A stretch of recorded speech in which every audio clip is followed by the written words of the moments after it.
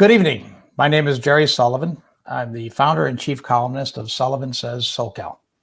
And before I was with Sullivan Says SoCal, before I was the editor of the Los Angeles Business Journal, before I was the editor of the Orange County Business Journal, I had a publication called the Los Angeles Garment Citizen.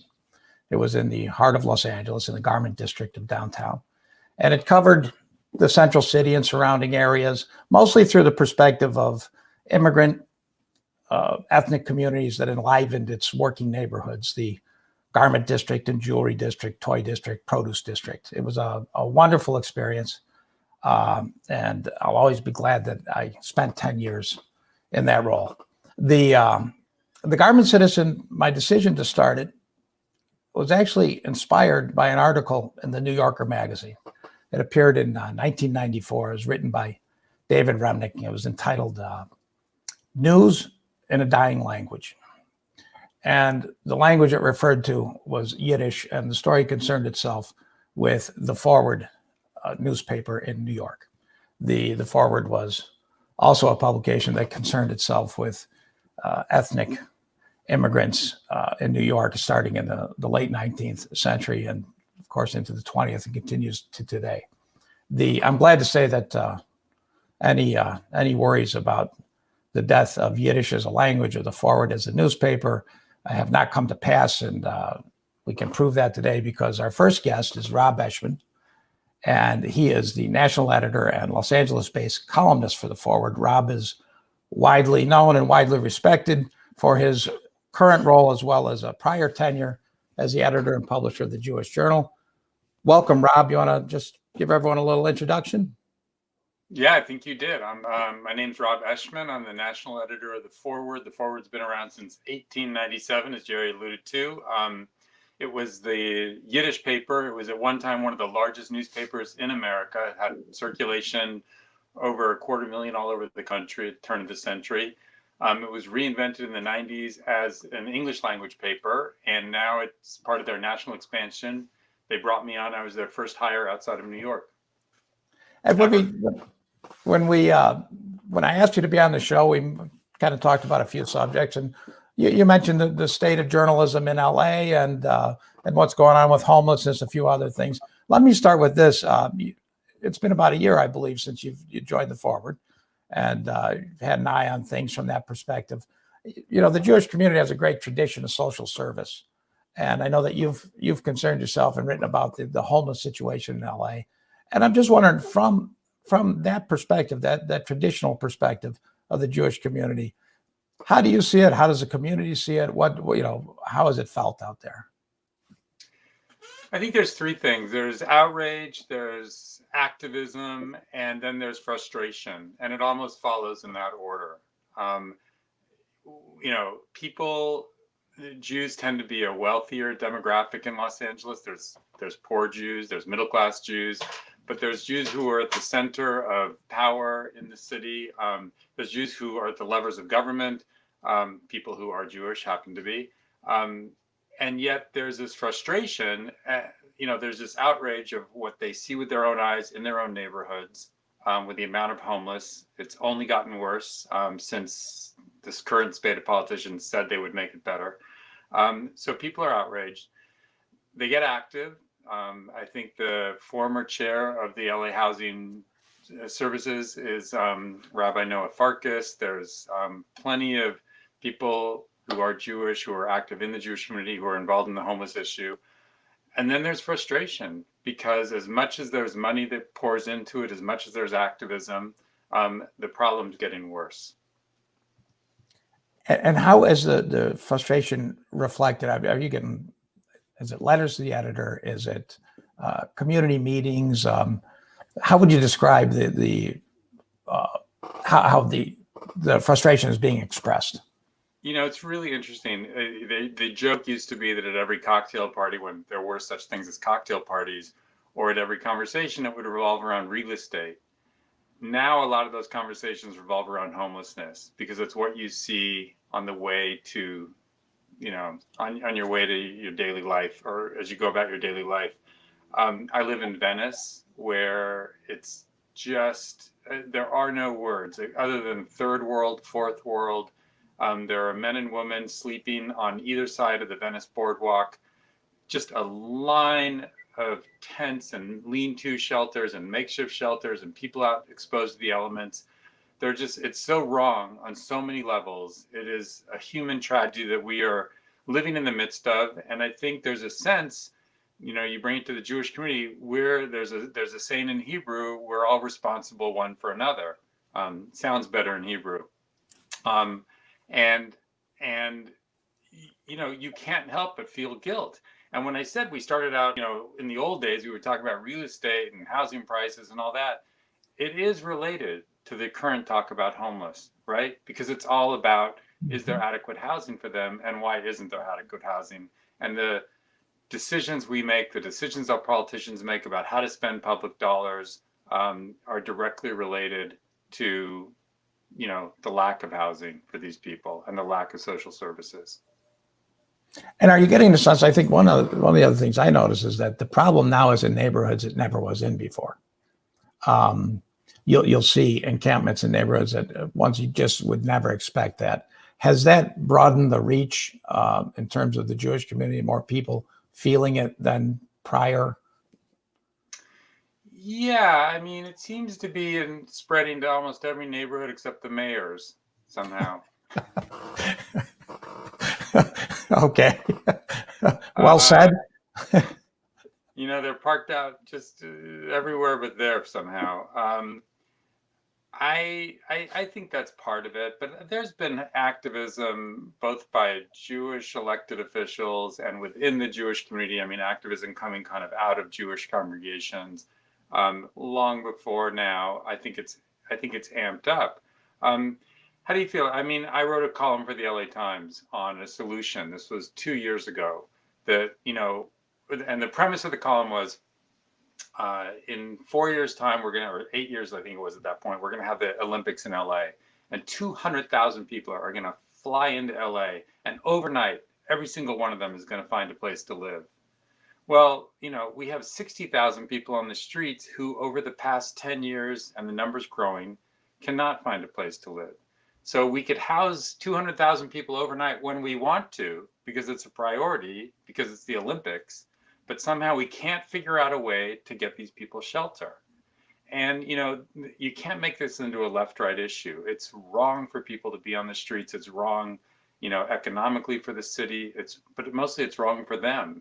I did a call like this with, it was a Zoominar back in the days when there was Zoom. This is much fancier. And it was about homelessness. I had Rabbi Farkas on. I had a city planner from UCLA on, and the other guest I had was a homeless woman, among some others. And the homeless woman said, look, when you're homeless, it doesn't matter, you can't get off drugs, you can't get sick. Your entire being is devoted to survival. So all the other things these people need, whether it's mental health or addiction help or any kind of social service, or nutrition, anything, you can't get it unless you have an address, unless you're off the streets. So in the LA Times, I proposed an idea, which was crazy at the time, that we take property that the city owns, 80 acres that belongs to the city near LAX, and put in temporary housing there. And just build it over, if this was a refugee situation in Turkey or somewhere else, Jordan, they do it in a matter of weeks. And what we really have is a domestic refugee problem. It's not a homeless problem. It's a refugee problem that's internal. And so why don't we build a refugee camp on city property? You don't have to deal with private property. And instead of doing 100 people at once or 50 people at once in these boondoggle, that I know you've written about, these boondoggle shelters around the city, get it done. Mike Bonin called me afterwards. He spent 2 hours explaining to me why this is a terrible idea. Just so everyone knows, that's a city council member. City councilman for the district, my district. He spent 2 hours really telling me why this can't be done and why it was a pie in the sky, crazy idea. And now, if you look, 2 years later, this is the kind of solution they're looking at, because the problem just got out of hand. So when you talk about frustration, part of it is, we could solve this. We know how to solve homelessness. other cities have solved it. Other countries have solved it. We can do it. Somehow in LA, we can't get our act together to get it done. Yeah, there's definitely there's been a will lacking so far. One of the other things you mentioned when I asked you about what you might want to talk about was anti-Semitism, and I heard that and I thought about it, and there's a little while between then and when the show was going to be, and as I was thinking about that, as it resided in my mind, I was watching an event. Patty Glaser, a lawyer here in Los Angeles with Glaser Weil, was receiving an award from the American Association of Jewish Lawyers and Jurists.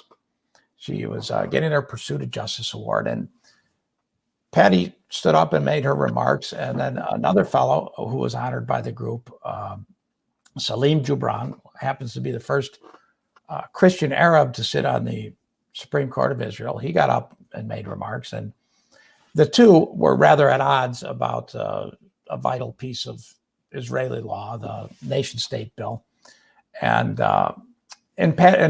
that's a whole very interesting subject in a different area. But what interested me was Patty at one point made her remarks, her feelings about this and why it was so important, because it matters to Jewish lives. Jewish lives are in danger. And I kind of sort of made me circle back to the notion of anti-Semitism in your remark. And I'm just wondering, where is anti-Semitism today in LA? And what does it look like? And you know, it might be there's a lot of talk about hate and everything else. It might be the oldest hate the world knows. What does it look like these days? What should we look for? Where would we find it in Los Angeles? Well, a couple things. One is, I don't think it's the greatest threat to Jewish life, and I don't think we should devote too much of our time, attention, money, resources, or worry making that the top priority in Jewish life. Jews are remarkably secure, remarkably accepted, remarkably successful in this city and indeed in America in a way that they haven't been in 3,000 years of Jewish history. So I'm not saying we've seen in the past where things change for any minority, and there's certain things we should do to protect that. One of those is protecting the rights of other minorities, because what starts somewhere usually, could end up with us. But I don't think that it's as big a problem as some people make it out to be. In Los Angeles, look, there's a nascent, and it's not so nascent, there's a white supremacist movement, a lot of it out in Glendale. LA Magazine's done some great pieces on it. When I was at the Jewish Journal, we wrote about it. There is a white supremacist kind of Aryan kooky movement out in Glendale. There's some pretty vicious anti-Semitism among the on some aspects of the Latino left and on the Latino right. In fact, in today's Forward at forward.com, we just posted a story about the rise of anti-Semitic tropes among the right-wing Hispanic community in Miami, who are now equating Jews with communism and flaming George Soros. And there was a graffiti around Miami saying Jews are commies that came from a right-wing Hispanic Latino man. So there's some of that. And then there's, on the far left, there's what I think devolves into anti-Semitism, a criticism of Israel that goes far beyond the normal criticism of a country that needs to change some of its policies, and really calls into question the right to Israel to exist in the way you wouldn't call the right of America or France or Costa Rica to exist. And I think when it gets to the point of, you don't have a right for existence, then I think it bleeds into anti-Semitism. All that being said, I did a talk yesterday to about 20 Jewish leaders and activists in LA, and I was asking them, what do you think is the major problems facing Jewish life? And not one of them even mentioned anti-Semitism.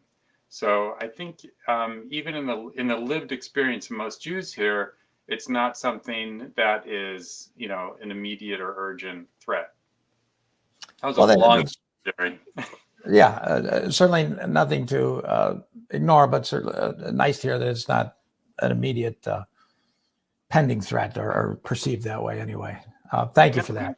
Yeah, sure. And I think that, when Jews get involved in helping the rights of others, when they get involved in helping create a better environment in America for refugees, which we were once, the Forward was basically a refugee newspaper. Um, when we get involved in civil rights and equal rights in America, as many Jews did during the civil rights movement and are now, then I think that extending the rights and blessings of this country to all ensures them for Jews as well. And I think that's something the Jewish community has really taken to heart. Thank you for that. And right now, I'd like to take a little break, and we're going to run an ad here to honor a fellow who's getting ready to retire from a job he's held for nearly 50 years. His name is Paul Musco. He's a wonderful man. He's been a benefactor to many, many organizations in Los Angeles and Orange County. And why don't we take a minute and recognize him with this ad?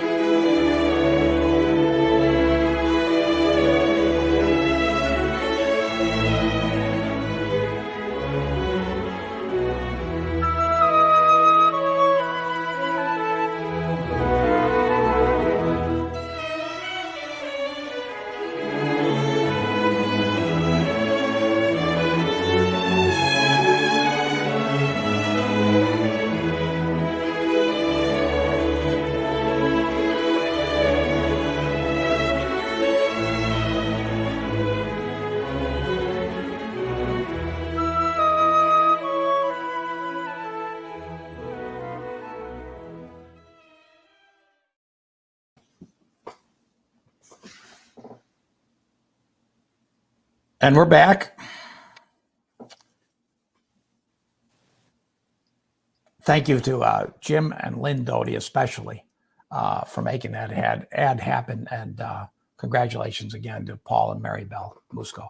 Now I'd like to ask Rob to come back and also join us, have our other two guests join us. And it's Dulce Vasquez, who's a candidate for the 9th District City Council seat in Los Angeles, and Wylie Aitken, a well-known trial attorney, civic pillar in Orange County. Dulce, you want to just introduce yourself? Tell us what you're up to. Absolutely. Thank you, Jerry, for having me. Thanks, Rob, for your insights earlier. Dulce Vasquez. I was born in Mexico, migrated to the US, was undocumented for some time, and ended up in Los Angeles like many other immigrants. I've been here for many, many years. I've made my home in the 9th District, and now I am seeking the seat on City Council. Great. Wylie, care to just say hello or give a little overview? Yeah, first of all, I didn't realize I'd have to follow Paul Musco, who was a dear friend and great, hard shoes to follow. I'm just pleased to be here to talk a little bit about the new seat that we have, a new chair at Chapman Law School.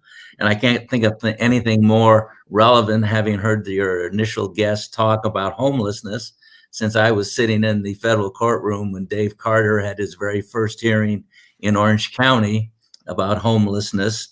So when we talk about a new chair at Chapman University, that's law, race, and social justice, dedicated to diversity, equity, and inclusion, I cannot think of a more appropriate time for that chair at Chapman, with a great dean and a great professor to fill it, because it's reflective of our times. It's reflective of what's going on at Chapman. And it's reflective of all the issues that I've heard addressed and talked about so far in the show. So it is so encompassing. So it's exciting to be involved in that process. Excited to note that for a certain pride down in Orange County, that Chapman University is 50% diverse in their law school. 35% of the law school are first generation students ever to enter a law school or go into any kind of after college education. 17 different undergraduate universities, 14 different nations. It's just an exciting time. And I just feel so honored to be part of it. And And so I have a day job of being a trial lawyer. Wish good luck to the young lady that I met for the first time. And your immigrant story is also all about social justice and inclusion. So we could really have a good time talking about immigration and talking about what's going on with homelessness. And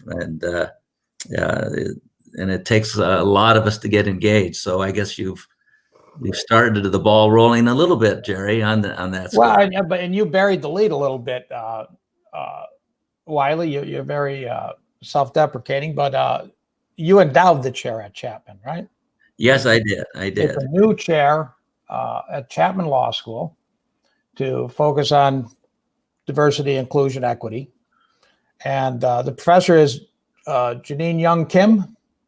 Yes, she is. Yes. Janine Young Kim, who is nationally has a reputation in race relationships and legal writing. So we have a perfect person to fill that chair. And of course, you know, being a trial lawyer, I'm kind of a Robin Hood, and I take money from the wealthy and give it to chairs to help people and help homelessness. So, and what brought you to this? I mean, obviously, you know, everything has gone on in the last couple of years now. Have put these sorts of appointments or these decisions in the right at the forefront. But, you know, tell us what led you to endow this specific chair at this moment. Well, first of all, a commitment to Chapman Law School and commitment to our dean, Matt Parlow, for all he's doing. And a lot of, there's been a misconception about Chapman. And so I was really motivated that people understand what Chapman's really all about. Having grown up in Orange County, having been a Democrat all my life, I recognize that at one time Chapman was viewed as some kind of a conservative institution, not necessarily in tune with the kinds of things that I believe in. People often ask me, why am I involved with Chapman? I'm involved with Chapman because Chapman is not what people believe it to be. It is a school that is incredibly dedicated. And you mentioned Jim Doty, who was I stepped down as president, who started this whole movement, and it's followed by Daniele Strupa. We are making dramatic change, and I cannot think of a better vehicle to do it than the law school, because we get out, and lawyers have this marvelous opportunity, particularly if you're a trial lawyer, to engage in all of these important issues that we're going to hear discussed. So that's why I became a trial lawyer in the first place, is that because I wanted to get engaged in justice, engaged in race and social justice, engaged in criminal law justice. And of course, I have that opportunity as a trial lawyer. And then, of course, to be able to endow a chair and help young lawyers get educated, to go out and not necessarily join big law firms, learn how to write great contracts, learn how to bill lots of hours at high rates, and really go out and make a difference in the world. So that's kind of my motivation. And I'm so far just so excited to be involved in the project. And the issue of homelessness, really, a lot of what you just mentioned intersects there. Oh, absolutely. It touches all those bases. And you've had the opportunity to see Judge Carter. I know he played a similar, he took a very active role in Orange County with the Santa Ana Riverbank, which was, I guess, an Orange County equivalent of LA's Skid Row. It was an area that drew homeless and fostered or accommodated homeless encampments, I guess, to some degree. Judge Carter certainly was very definite and bold in his orders down there. He essentially ordered it cleared. He essentially ordered the public entities, cities, county, to find housing. It kind of reminded me of what Rob had to say. It can be done. We can house 200,000 people overnight for the Olympics. We can do this. How do you see? He's in LA now. So how do you see it playing out there? Well, I can tell you, Dave is an amazing human being. His honor, I guess I'm supposed to call him his honor since I'm a lawyer. Amazing person. And to our initial guest here, I want to make the comment that his idea is a great idea, despite what wasn't being well received about bringing in and taking that public land. When we had the very first hearing on homelessness in Orange County, Dave Carter put this great big picture in the full courtroom showing all this housing. And he said, tell me where this was done. And it was done in Georgia, Russia, by the Americans in order to deal with refugees. And they did it in like 3 or 4 weeks. They put this up. And when you see that structure, you realize what you could really do if you're really committed to solve and help the problem. So your idea is perfectly brilliant, sir. And frankly, it's the will to do something about it. It's the will to commit. And Carter, of course, Judge Carter has truly got the commitment. And when you saw him walk down there on the riverbed and walk and talk to those individuals, I mean, when's the last time you saw a federal judge walking down a riverbed, talking to all these homeless individuals, asking them questions, inviting people to go with them, inviting the boards of supervisors to walk along with him? I'm sure I'm sure he's invited the city council down to Skid Row there in LA and said, come down and spend some time with me and you'll see what the problem really is. I'd imagine not too many took the invite. So I know we're in the middle of that litigation. I know it's up to the Ninth Circuit, and all I can say is you certainly have the right person at the right place. And I know there's commitment. So yeah, and I will say that Rob's comment about the reference to the refugee, internal refugee, it really reframed this in my mind. There's a real clarifying comment for me. And Dulce, now you're looking to represent an area, while Skid Row is not part of the 9th District.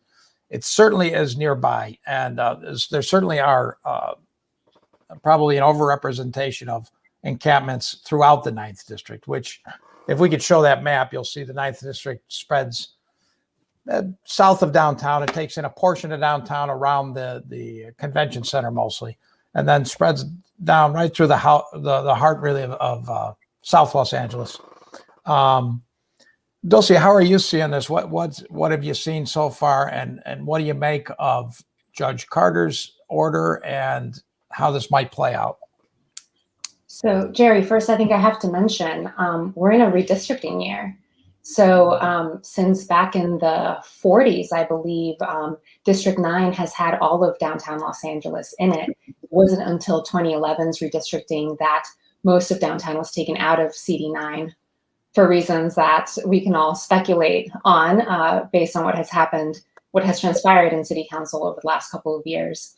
But in terms of the homeless situation that we have, and I agree with most of all of Rob's words about the internal refugees. I've always thought about it that we should be treating this like it's a Hurricane Katrina situation, that we need FEMA to help us, that we need to build temporary shelters, but also understanding that temporary shelters are not the long-term answer for this, because they're meant to be temporary. And even as we see a lot of the refugees in the Middle East, like those encampments that end up lasting 20 plus years, they're not built to be up that long.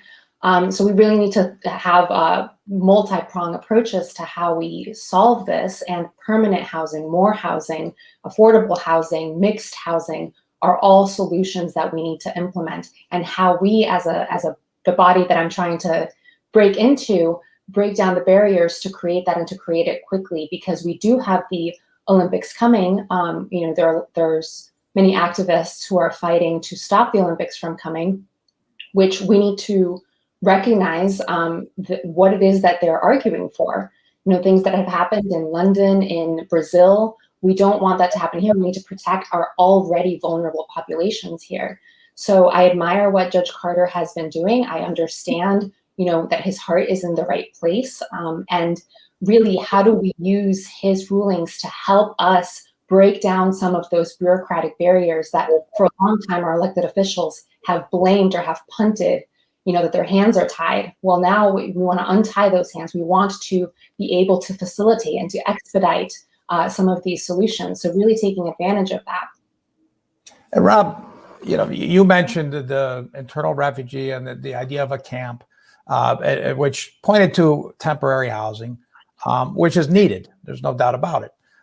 It seems to me that Judge Carter's order is being framed as an either or, as though if we provide temporary housing, it somehow means we won't do anything on permanent housing.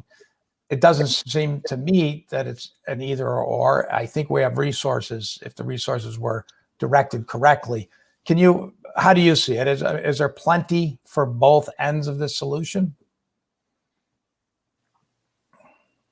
I'm sorry, was that for Dulce or me? I'm sorry, for you, Rob. Are the resources there for both permanent and temporary housing? I mean, I would jump in and say, of course they are. I mean, we haven't even tried to leverage public and private partnerships in this. I mean, I drove by 3rd Street in Venice yesterday in front of the Google headquarters and Snapchat and all those things. Do you think they want to have their businesses like they wouldn't want to be part of the solution? I don't know if they've been approached, but there's a lot of money in this city. We know that. And I think that this false choice between like temporary, immediate shelter versus long-term shelter, it's not a real choice. The decision is we have to decide as a society, as a city, that we don't want people living their lives on our streets. Nobody deserves that. Nobody could survive like that. Certainly nobody could thrive like that. So once we decide that, then of course you start by immediately getting them off the streets, and then you evolve that into longer term solutions. But you don't wait for the long term solutions, which has been the strategy, for the last 10 years of, and it certainly was Mayor Garcetti's strategy in the beginning. You don't wait for those, permanent support housing and all these other great ideas. First, you just get them off the street, because as this homeless woman told me, until you're off the street, you can't think of anything else. You can't do anything else. You can't get well when you're on the street. Yeah. Now, Dulce, that is quite literally an incumbent strategy, and you're challenging an incumbent. Curran Price, he's held that seat for, I think, 10 years, 2 terms plus a little, because they did that sort of rounding off as they switched the elections. About 8 years. Okay. So he's been there a while. What is your case against Mr. Price and the current strategy? So I like what Rob just said right now, and I wrote it down. Nobody can thrive in this situation. And when I think about sort of the mood of the city right now, and when I think about the elections last year and what we chose in our elected officials in the last year, what we chose in 2018, all of the women that we sent to Congress, all the women of color that we sent to Congress, last year with Nithya Raman's race in Council District 4, we are looking as a society to really solve these deep issues, but not just homelessness, but how do people thrive? When we talk about criminal justice reform, when we talk about care, when we talk about, bringing people back from incarceration and, providing those sorts of services that they need in mental health, drug and rehabilitation, this is a mentality that we are now expecting from our elected officials. The time for really transactional politicians is done. And that's what we have seen with incumbents and with people who have kept their seats for a really long time. It's 2021, and in a post-pandemic world, we're really looking for those transformational politicians who are thinking about this differently, who are thinking about how we take care of our communities, how we put everyone in rapid housing and not, assume that permanent housing is just the solution, while we continue to pile not just people living on the streets, but we continue to pile bodies on the street. There are 5 Angelinos who are dying per day living on the streets. We're going into the summer. The elements are rough. Even today it's 80 degrees outside. We cannot continue to think about our problems in this way, and we need different leaders to fight for those different solutions. And that's a compelling case, and there's an obvious shortfall in our current city hall. I think that's obvious to everybody. You're running for a seat where the current incumbent was elected with, I think, fewer than 7,000 votes. Each city council district is more than 100,000 registered voters, or certainly a couple 100,000 residents. How do you expand that pool of voters? How do you get people engaged? How you have a compelling case. I think you have an incumbent with a troubled record to run on. So, but how do you get it out there, and how do you drive those numbers up? Well, he is certainly helping my case with some of these things, but I will leave that to the Los Angeles Times to uncover the rest. But when it comes to elections and representation, right, each council district seat has roughly 280,000 residents. Council District 9 is likely one of the poorest in the city, with a median household income of $29,000 a year, and our registered voter base is about 100,000 registered voters.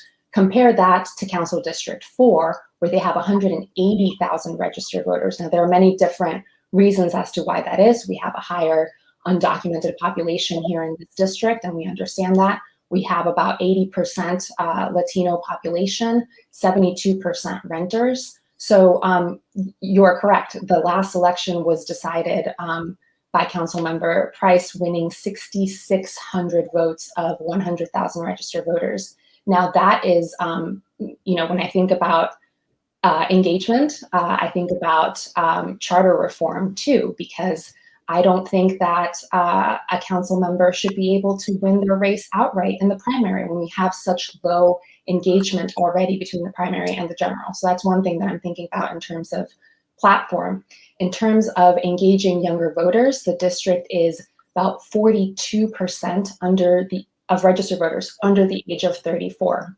So that is growing by the day. So how we make this an exciting digital movement to better the city, you know, this isn't about me. This is how we better our community. This is how we bring sanitation, how we get people off the street, how we rethink policing, because this is an area where you get pulled over for, you know, the broken taillight, or you get pulled over for the deodorizers, the rear view mirror. Like this is where we have those concerns. So really rethinking how we respond to all of the policing calls right now is definitely something to think about. So these are all issues that can energize young people.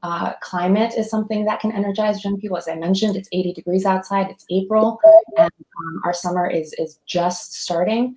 So registration drives and engagement and how we reach people to where they are consuming information, whether that's social media, that's text messages, cell phones, phone calls, etc., making sure that we're right there where people gather. And as people are gathering more outside, thankfully, vaccinations are so easily available right now, being able to gather more people outside too.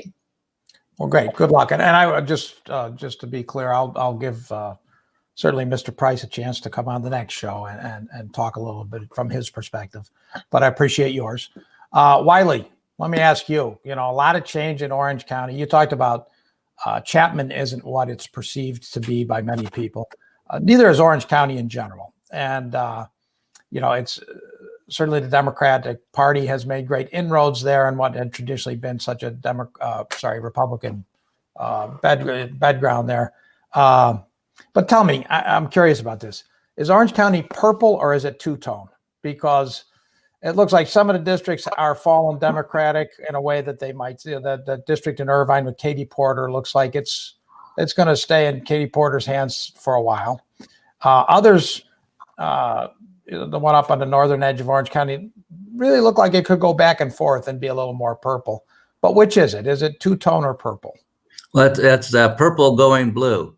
So getting less purple all the time.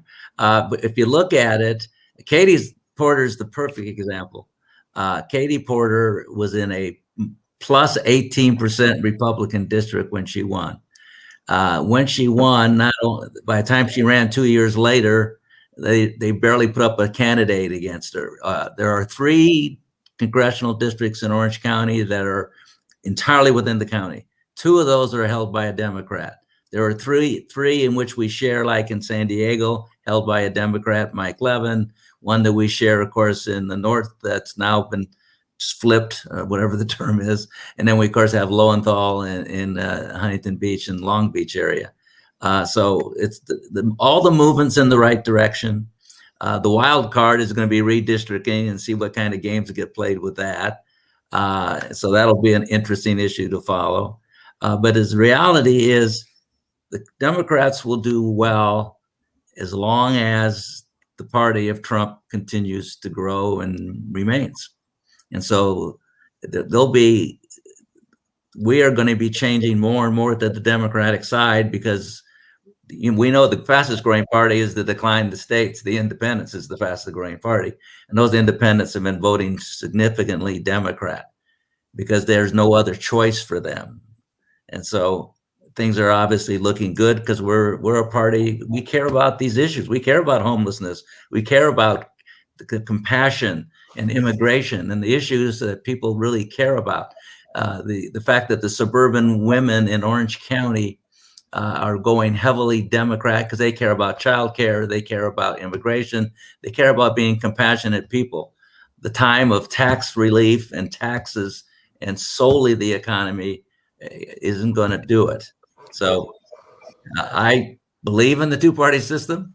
I've been on the wrong side of the two-party system for a long time as a Democrat in Orange County. Things have changed. But frankly, I would like to see all of us change. We're not going to solve problems unless we all change and get our priorities in order. We can always have a difference of opinion about exactly how we attack a particular issue. But the fact we don't care is the dangerous thing. And that is a real problem. So I'm confident that we'll be doing well, but I'm not happy that we'll do well because the other side isn't looking at immigration, isn't looking at homelessness, isn't looking at with the compassion for childcare and equal wages for women and all the issues that are so important. So it's kind of sad that we're having this transition. So I'd rather see us all be working together, and I think that's what our president's going to be talking about and what he's trying to do. And I want to wrap this up somewhat quickly, so that we can all listen to the president. I think I mentioned to each of you when I asked you to be on the show that we'd be talking about the recall. And of course, I haven't brought it up at all. So just real quickly, could we take a minute from your own perspectives?